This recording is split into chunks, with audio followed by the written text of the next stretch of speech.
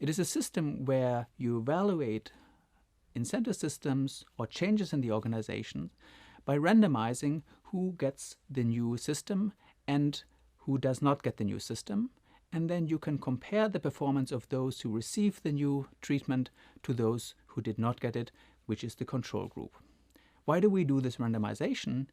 Because it allows us to get at a causal interpretation of the change in effect rather than a mere correlation. So when people logged into their system, they saw their name, and next to their name, they saw how they ranked in the United States in terms of yearly sales. Now, these salespeople were paid based on the volume or the dollar value of their sales, so the rank really did not matter for their compensation. And when I noticed this, I asked them why they were doing it, and they said, oh, this was just a historical standard, this is how people behave, and this is how people are told how they perform.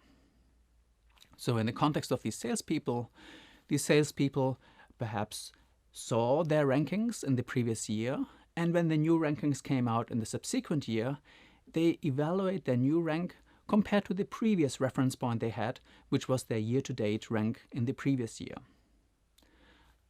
So you have to ask yourself, if your ranking improves, what does it do to your motivation? Does it motivate you to work even harder and excel? Or perhaps you become complacent? And people whose ranking declines, what will they do? Will it motivate them to catch up? Or will it perhaps shift their focus on other jobs they can do or other tasks? So it looks like demoralization, but perhaps it might just be that they are shifting their attention to other things and perhaps look for other jobs. So how do people react to this feedback? I tested this with the furniture salespeople, and the striking result was that those who were not told their rank had significantly higher furniture sales than those who were told how they ranked. Furthermore, by investigating the data in more detail, what we learned is that the effect comes exclusively from people who learned that their rank was worse than they expected. So their rank was actually lower than in the previous year, and therefore their sales declined because they became demoralized or shifted their attention to other tasks. Interestingly, those whose rank was better than in the previous year did actually not change their behavior.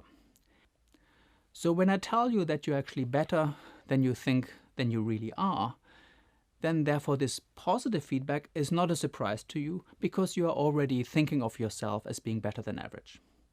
Conversely, if I give you objective feedback and it turns out to be worse than what you think where you stand in the organization because of your optimism, it naturally tends to be an unexpectedly negative feedback. And this is why feedback like this inside organizations or tournaments can perhaps hurt the motivation of employees.